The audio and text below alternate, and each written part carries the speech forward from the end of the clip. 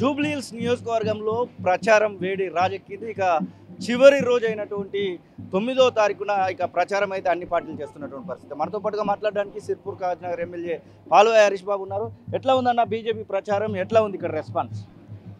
ప్రజలు స్వచ్ఛందంగా ఓటేయడానికి సిద్ధంగా ఉన్నారు.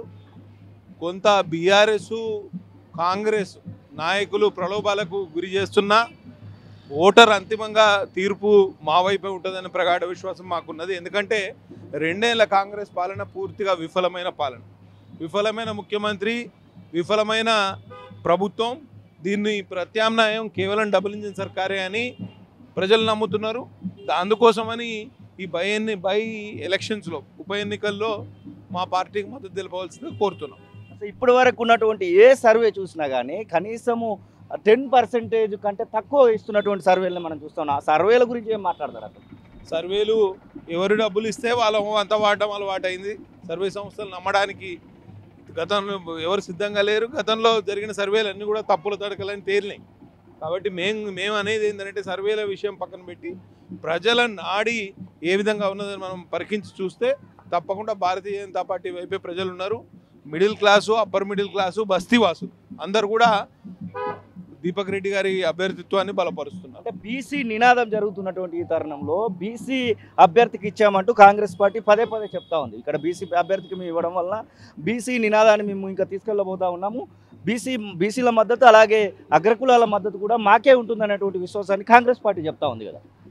బీసీలకు ఇచ్చిన ఏ హామీలు కూడా ఈ కాంగ్రెస్ ప్రభుత్వం నిలబెట్టుకోలేదు. కామారెడ్డి డిక్లరేషన్లో వాళ్ళు చెప్పింది ఏది కూడా అమలు చేయలేదు.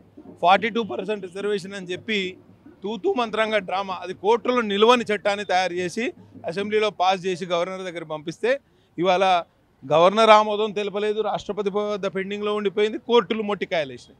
అయినా సిగ్గు లేకుండా మేము బీసీలకు ఏదో న్యాయం చేస్తామని చెప్తే నమ్మడానికి ఎవరు సిద్ధంగా లేరు. బీసీని ఒక బీసీ వ్యక్తిని, ఒక బీసీ నాయకుడిని ప్రధానమంత్రిగా చేసింది ఇవాళ భారతీయ జనతా పార్టీ ప్రభుత్వం. కాబట్టి మీరు బీసీల గురించి ఎంత మొసలి కన్నీరు గారిచినా ప్రజలు నమ్మడానికి సిద్ధంగా లేదు. బీజేపీలో కలిసికట్టుగా ప్రచారంలో పాల్గొనలేదు. ఈ ప్రచార సమయంలో కనీసము ఇటువైపు చూడనటువంటి కొంతమంది నేతలను కూడా చూపిస్తూ ఉన్నారు. అసలు ఏంటి బీజేపీలో నిజంగానే దీపక్ రెడ్డి అలాగే బీజేపీ గెలవాలని కోరుకునే వాళ్ళు లేరనుకోవచ్చా? అదంతా శుద్ధాబద్ధం అండి. అందరు నాయకులు ఒకసారి రాకపోవచ్చు కానీ అందరు ప్రచారంలో పాల్గొన్నారు.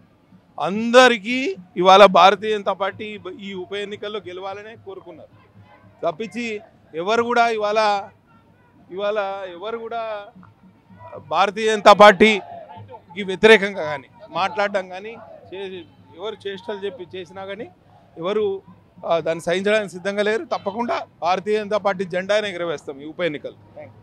ఇది ఆ పరిస్థితి. ఒకవైపు అటు కాంగ్రెస్ పార్టీ ప్రచారం, మరొక వైపు ఇటు బీజేపీ పార్టీకి సంబంధించినటువంటి ప్రచారం, రెండు ప్రచారం కూడా మనం చూడొచ్చు. చివరి రోజు అయినటువంటి ఈ యొక్క జూబ్లీహిల్స్ బై ఎలక్షన్స్ ప్రచారం చివరి రోజున ఉన్నటువంటి సిచ్యువేషన్ మనం స్పష్టంగా చూడొచ్చు.